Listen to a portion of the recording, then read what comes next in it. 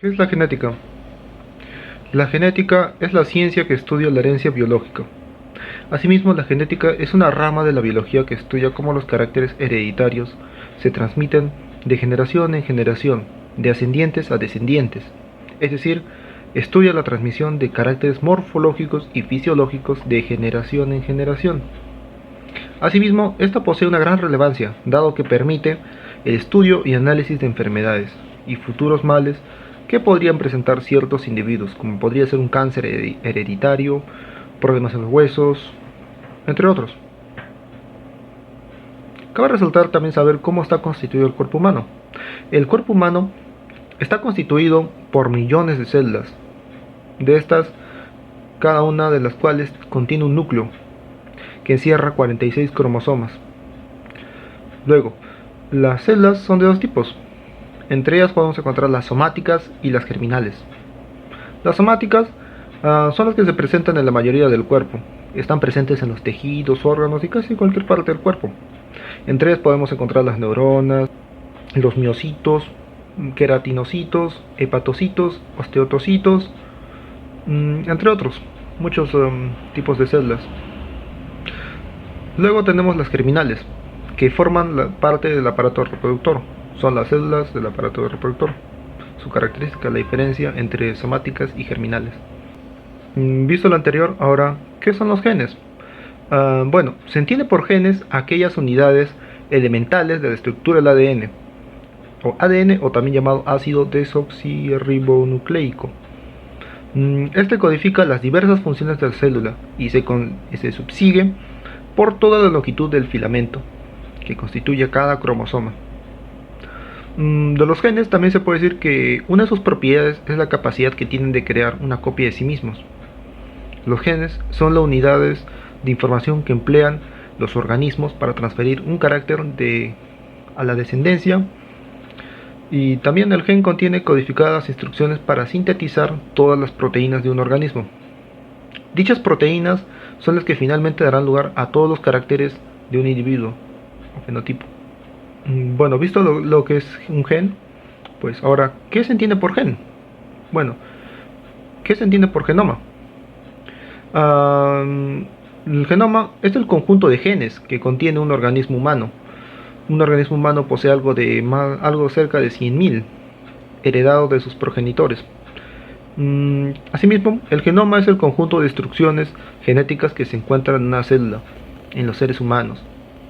El genoma contiene 23 pares de cromosomas que se encuentran en el núcleo, así como un pequeño cromosoma que se encuentra en las mitocondrias de la célula.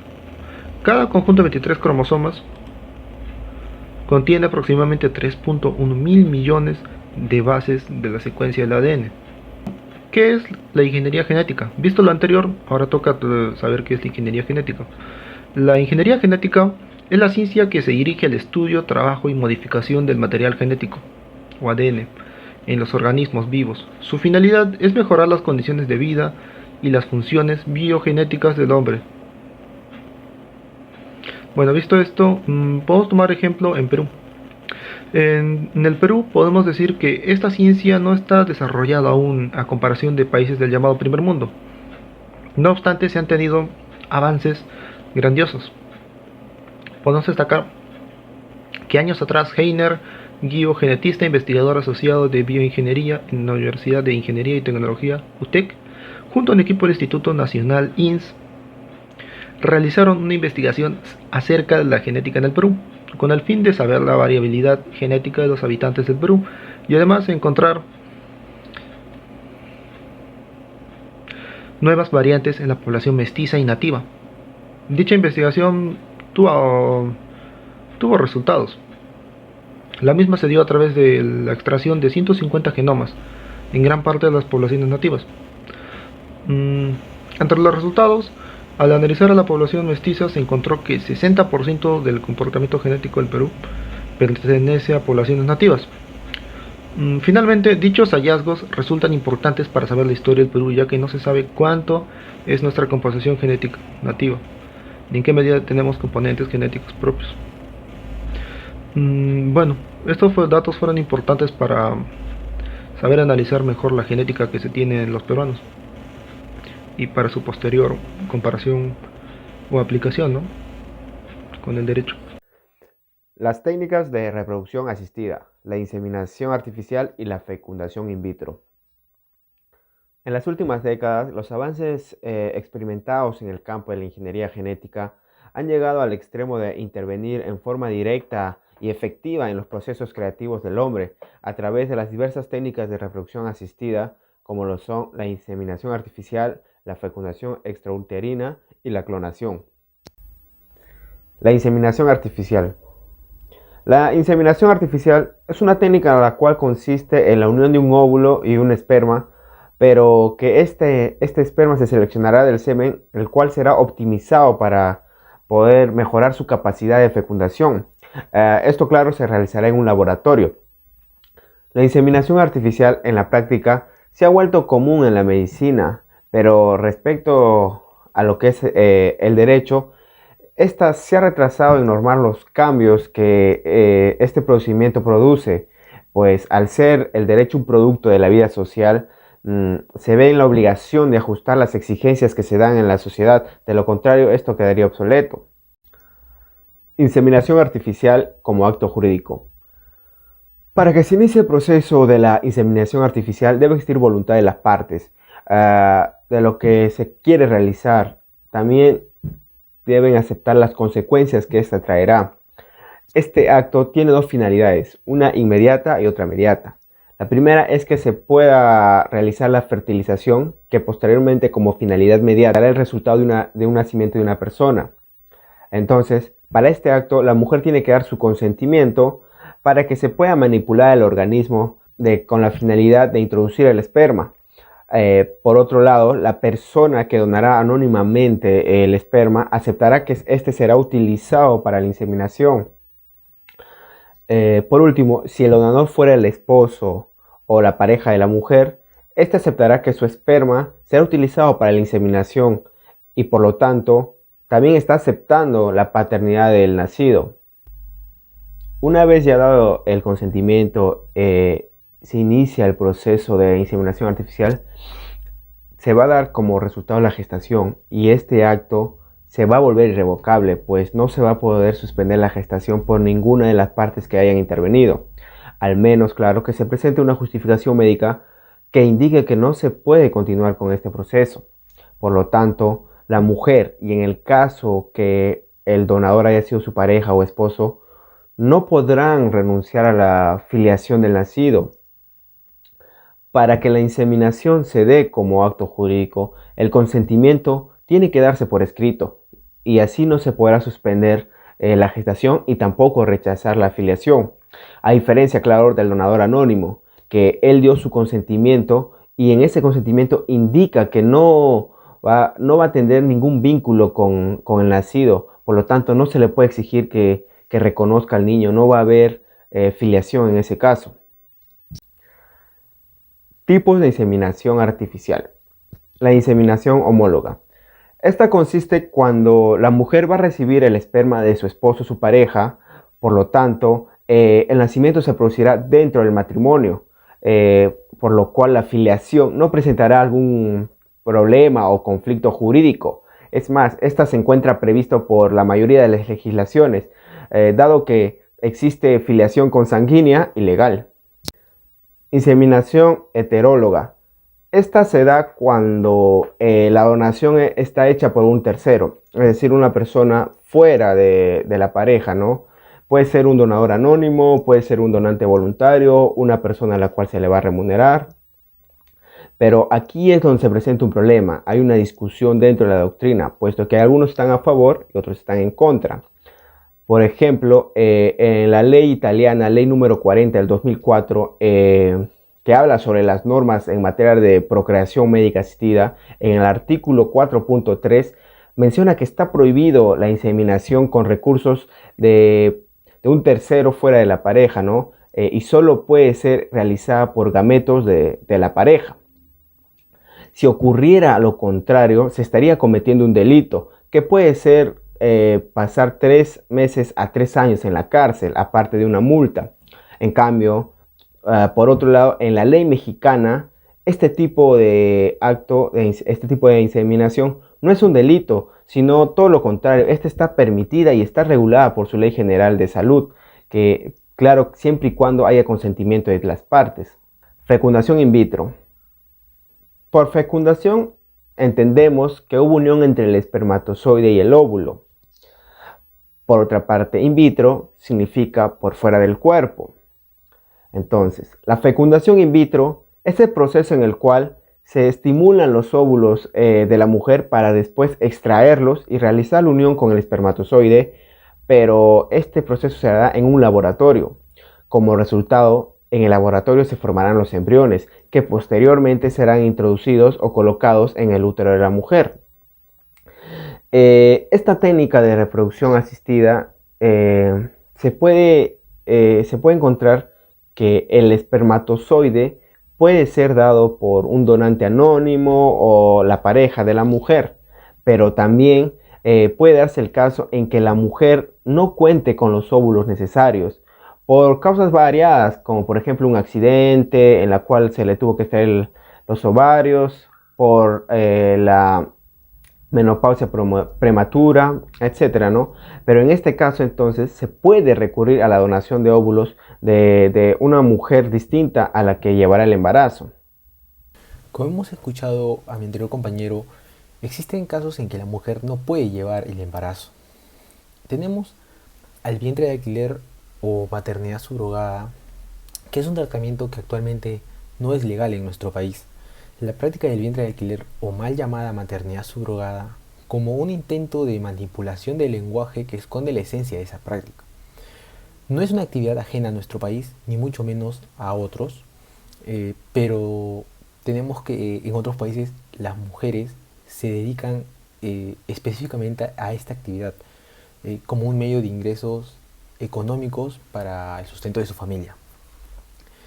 El artículo 7 de la Ley General de Salud número 26842 nos explica que toda persona tiene derecho a recurrir al tratamiento de una infertilidad, así como procrear mediante el uso de técnicas de reproducción asistida, siempre que la condición de madre genética y de madre gestante recaiga sobre la misma persona. Para la aplicación de técnicas de reproducción asistida se requiere el consentimiento previo y por escrito de los padres biológicos. Está prohibida la fecundación de óvulos humanos con fines distintos a la procreación, así como la clonación de seres humanos. La técnica de donación de óvulos no está permitida en Perú, puesto que la mujer aporta la carga genética y la que gesta debe ser la misma, conforme a lo previsto en el fragmento anterior. La donación de esperma o espermanodonación se permite, pero la legislación peruana rige el anonimato del donante. En la afiliación del Perú, la afiliación materna de los menores nacidos a partir del contrato de gestación subrogada concebido dentro del matrimonio está acreditada por el hecho del parto. Así, el hijo será matrimonial y quien dará a luz será considerada la madre legal, con lo dispuesto en el Código Civil, salvo en casos de partos supuestos o de suplantación de hijos.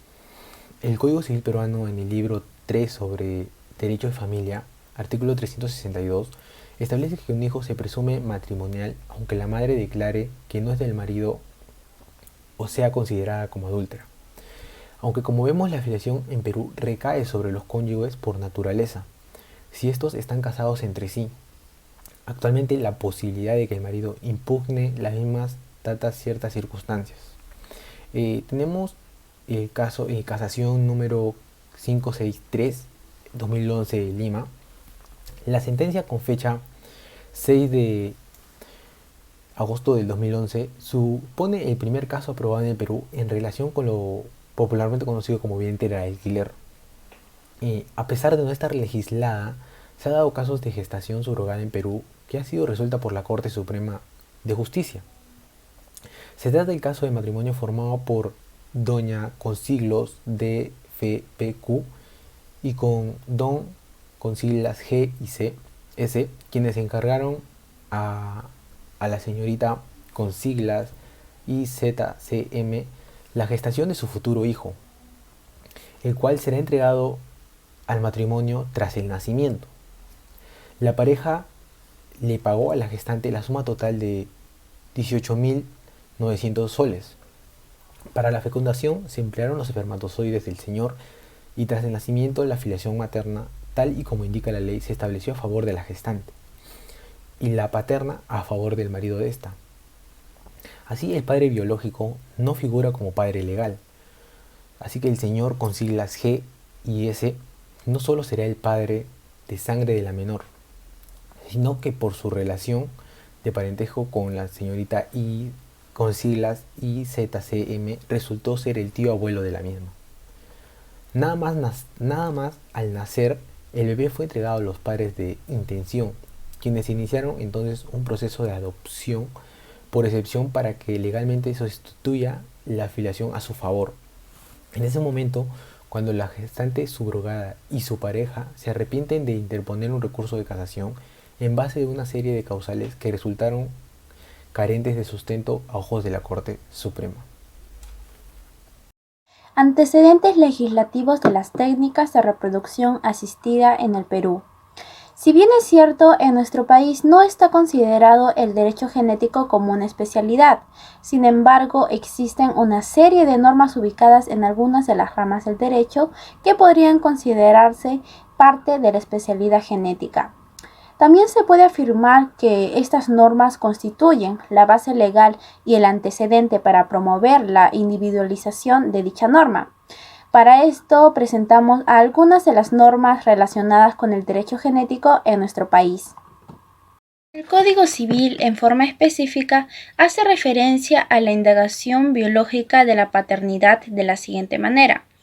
En el derecho de familia, el régimen de filiación del Código Civil peruano, que fue modificado por la Ley 2704 el 6 de enero de 1999, permite la aplicación de las pruebas biológicas, genéticas u otras de validez científica para las acciones de filiación, tanto de impugnación como de reclamación.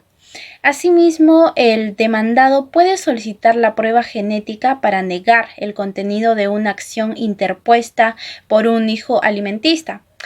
Como puede apreciarse, la prueba genética que demuestra la paternidad es integrada al sistema de presunciones. De esa manera, se permite la utilización de las pruebas biológicas en todo tipo de acción de filiación. A pesar de lo expresado, nuestro código no toma en cuenta que en la acción de declaración de paternidad extramatrimonial también se puede hacer uso de las pruebas biológicas. Ahora bien, si queda demostrado biológicamente que el demandado no es el padre, el juez puede desestimar las presunciones establecidas en el código. Nuestra regulación jurídica establece que en caso el presunto padre se niegue a someterse a la prueba en un proceso de declaración de paternidad extramatrimonial, el juez, en atención a las pruebas presentadas y la conducta procesal del demandado, puede declarar su paternidad o al hijo como alimentista. Pasamos al Código Penal de 1991. En este cuerpo normativo, el artículo 20 establece lo siguiente: el aborto será reprimido con pena privativa de la libertad no mayor de 3 meses. 1. Cuando el embarazo sea consecuencia de violación sexual fuera del matrimonio o inseminación artificial no consentida y ocurrida fuera del matrimonio, siempre que los hechos hubieran sido denunciados o investigados cuando menos policialmente. A diferencia del anterior Código Penal de 1924, en el Código de 1991 prevé esta situación. Quiero decir que se atenúa la pena para el delito del aborto en este caso, siempre que confluyan necesariamente dos supuestos. El primero, que la inseminación artificial no haya sido consentida, y segundo, que ésta haya ocurrido fuera del matrimonio. Al respecto, cabe hacer una observación, ya que este inciso excluye la posibilidad de reducir la pena para el aborto cuando el embarazo sea consecuencia de una inseminación artificial no consentida ocurrida dentro del matrimonio, ya que en ambos casos se está vulnerando la libertad de la mujer. Ahora el Código de los Niños y Adolescentes. Siguiendo la postura establecida por el primer artículo del Código Civil, el artículo primero del Código de los Niños y Adolescentes consagra el derecho a la vida de los niños y adolescentes desde el momento de su concepción. De esta forma, el código en mención garantiza la vida del concebido protegiéndolo de experimentos o manipulaciones genéticas contrarias a su integridad y desarrollo físico y mental.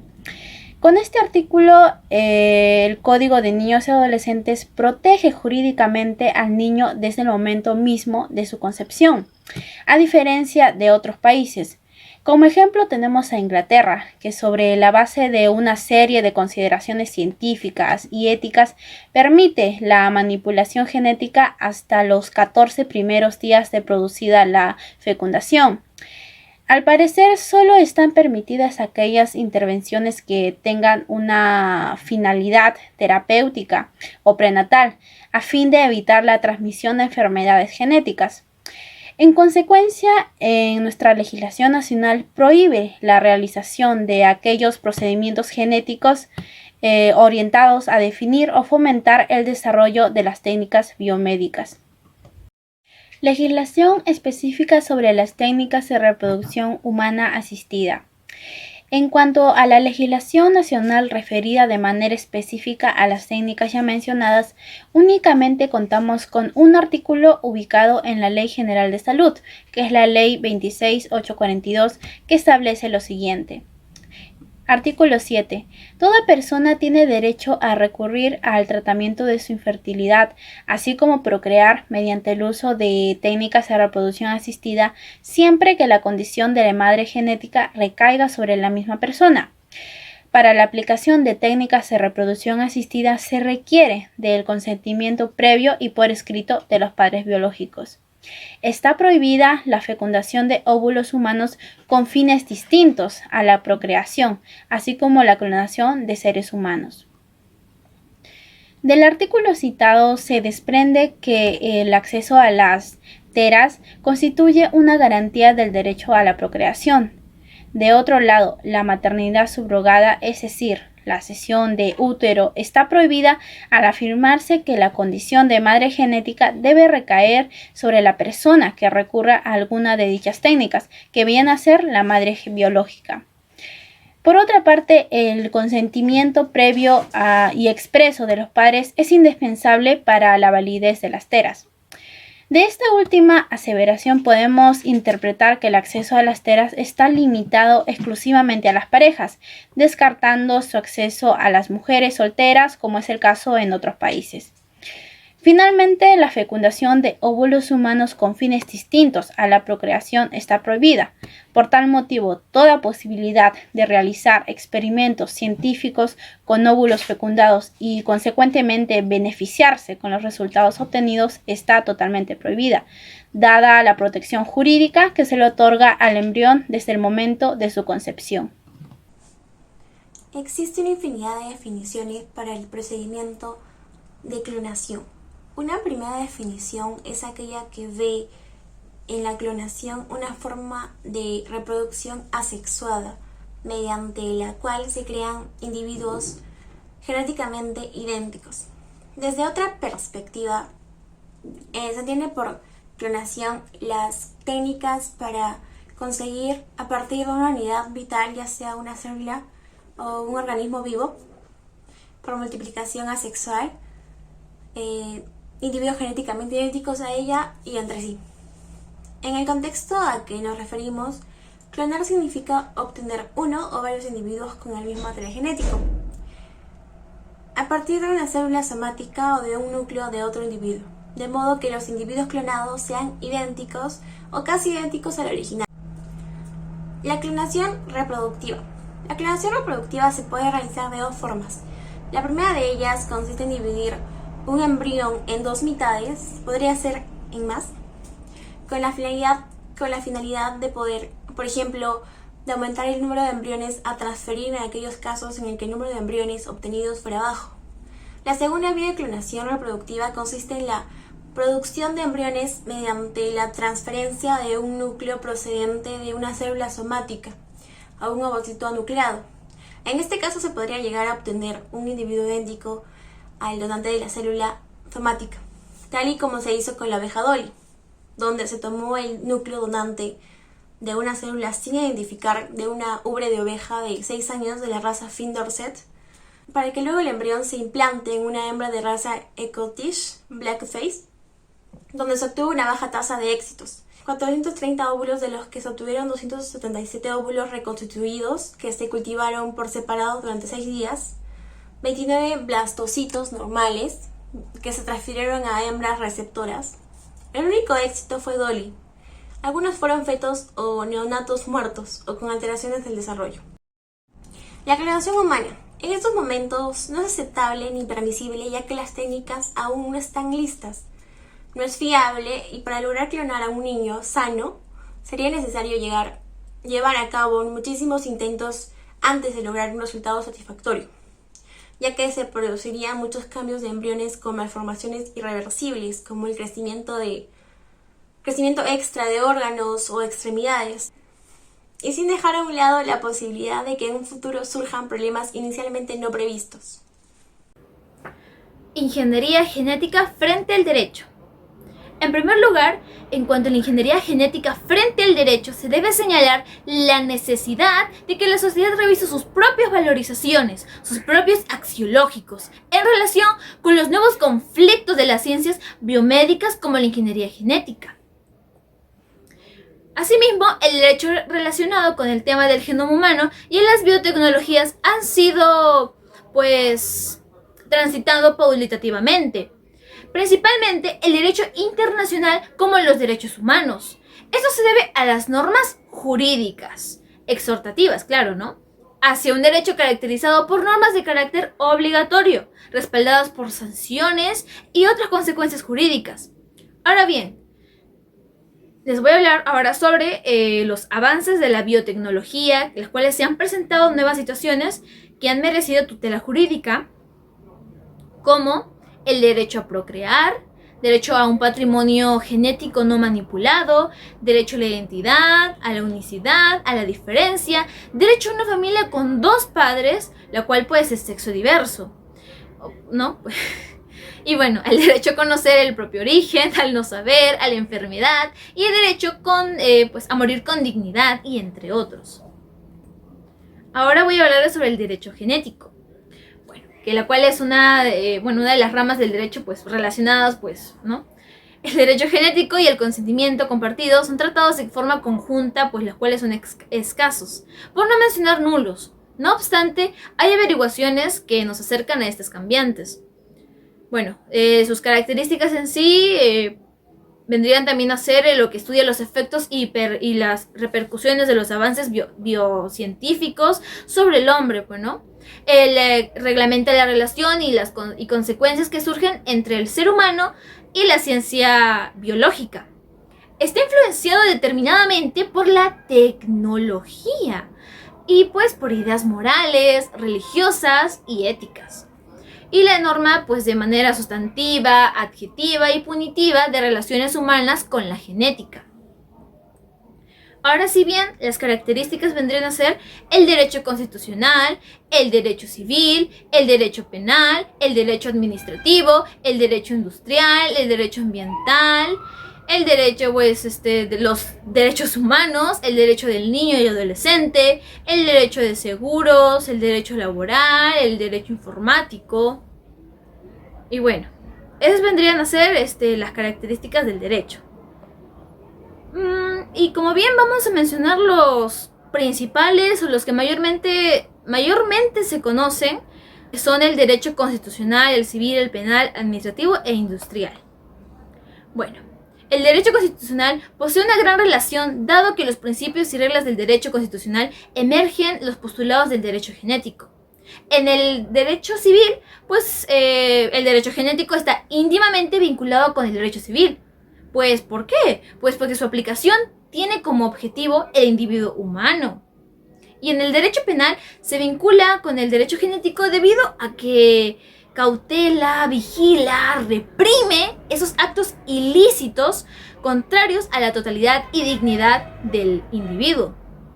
Ahora, el derecho administrativo. Miren, entre los dos existen una estrecha interacción, pues el derecho genético debería normar la operatividad y el manejo de servicios biomédicos, lo que al estar dirigidos al ser humano son cautelados por el Estado por medio de una política de control. Ahora, el derecho industrial. Pues en especial la vinculación está dada con la defensa directa que determinan los principios generalmente en la norma y las normas jurídicas modernas de las propiedades industriales. Respecto a que las materias que componen los cuerpos del humano y la identidad genética no pueden ser objeto de patente ni titularidad por acto administrativo industrial alguno, ¿no? Y esas serían las genéticas, las características del derecho genético. Bueno, ahora voy a hablar sobre la bioética. Disculpen. El neologismo bioética etimológicamente viene bios, vida, ethos, ética, costumbre. Solamente tiene 30 años de existencia. Fue el científico humanista norteamericano Van Rensselaer Potter quien en 1970 utilizó el término bioética o biotics, en inglés, por primera vez. Ahora en sí, ¿qué es la bioética? ¿Qué es? Pues el estudio sistemático de la conducta humana en el área de ciencias humanas y la atención sanitaria en cuanto se examina una conducta a la luz de valores y principios morales, en el cual tenemos a la autonomía, a la beneficencia, a la justicia, a la no maleficencia, ¿no? Estos cuatro principios bioéticos. La autonomía. Pues esta es la capacidad que poseen los individuos de deliberar sobre sus finalidades particulares, así como actuar bajo sus propias elecciones, sin presiones. Además, todas las personas tienen que ser tratados como seres autónomos y los individuos poseen la soberanía mermada, poseen el derecho a la custodia. En la no maleficencia, pues la bioética liberal, este inicio entiende como no hacer lo cual a los otros no aspiran por cierto independiente de todo baremo, ¿no? Como no hacer daño o que se debe hacer o promover el bien. En la beneficencia, la obligación moral de actuar en beneficios de otros o la cual viene a ser hacer el bien. Además de entorno privado y su cumplimiento no está penado legalmente. Pues la beneficencia positiva que obliga a otras beneficamente a favor de los demás. Ahora, pues la justicia. Por cierto, les tengo que mencionar que el criterio que se usa para saber si es una actuación, si la actuación es ética o tal vez no es ética, pues a partir de la perspectiva de este comienzo, es ver si es equitativa. Además, incluye el rechazo a la discriminación y además es un inicio a carácter público y legislado.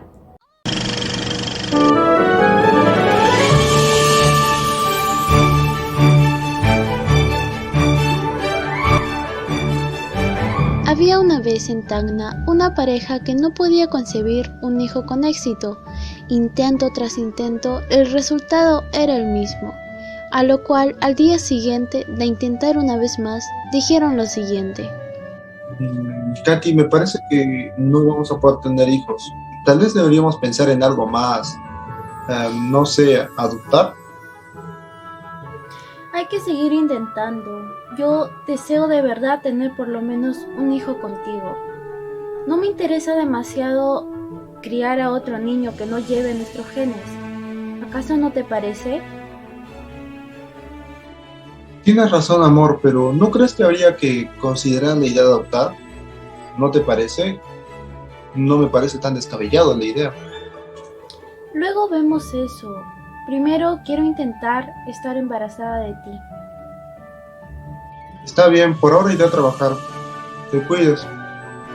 No llegues tarde a tu trabajo. Hasta más tarde, Ale. Más tarde, durante el horario de almuerzo de Alejandro, decidió investigar más acerca de métodos para poder embarazar a su esposa con éxito, cuando de repente vio un anuncio en Facebook. Este hablaba acerca de la maternidad subrogada. Oh, no conocía este método. Vaya, ¿será efectivo? ¿Algún truco debe tener? Ah, ya, es en el extranjero. Bueno, igual será útil para tomarlo en cuenta. Se lo compartiré a mi Katy. Oh, me llegó un mensaje de mi Ale. Oh, vaya, ¿un nuevo método para embarazarme? No lo conocía. ¿Hay que ir al extranjero? La esposa le escribe a Alejandro que irá más tarde, a lo que él responde que está bien, mientras él llama al número que sale. Llamaré al número.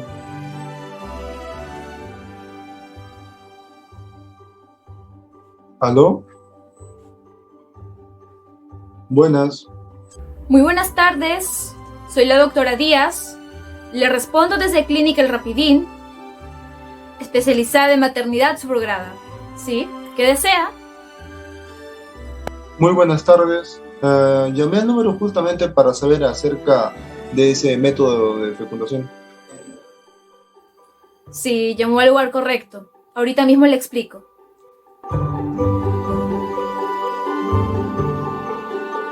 Ya en la noche, Alejandro comunicó todo lo hablado con la doctora a su esposa, a lo cual ella se mostró interesada, y así durmieron no antes sin darse los dulces sueños.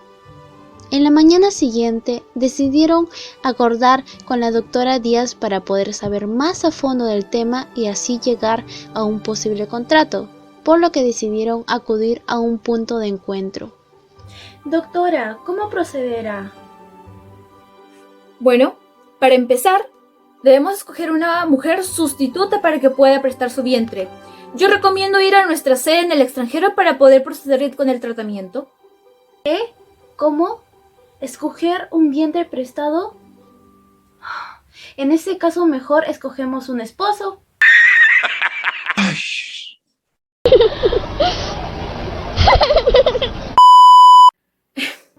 Creo que se está confundiendo.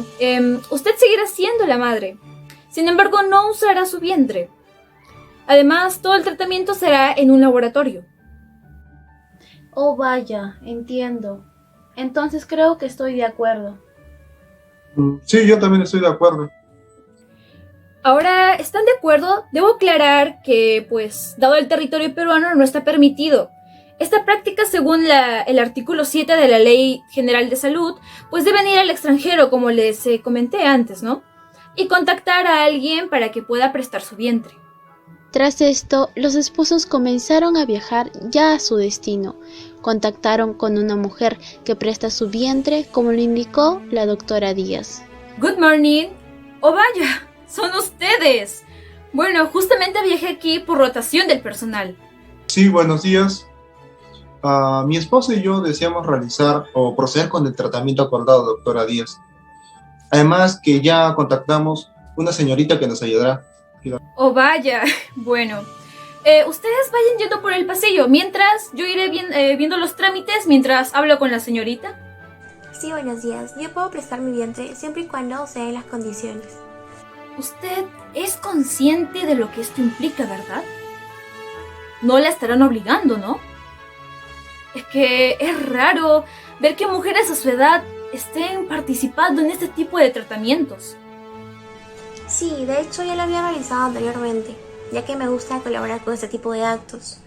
Y además que soy consciente de lo que todo esto implica. Y sé que ganaré una buena compensación económica.